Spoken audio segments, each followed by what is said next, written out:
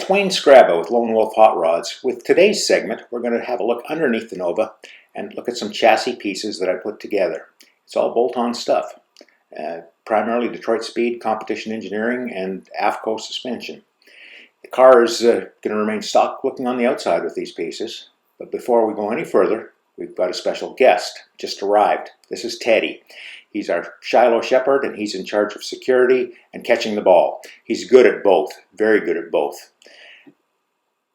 Right, Teddy?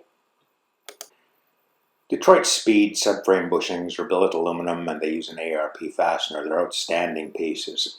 Downstairs, Competition Engineering frame connectors are bolt-in jobs. They do require trimming at the rear spring seat.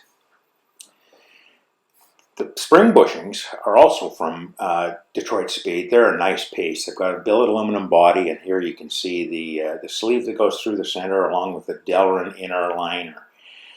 On either end of the bushing, you'll notice there's a Delrin liner and there's a step on the bushing. That allows you to push the spring inboard a little bit. The Delrin liner is machined for grease grooves, and it's greased by way of this flush zerk on the step on the bushing. It's a nice setup. The springs are from AFCO. They're actually a circle track piece, but if you look closely, they resemble a Chrysler Superstock spring, and I think that's what they patterned them after. They're biased heavily towards the front. They're a heavy spring, but they omit the need for traction bars.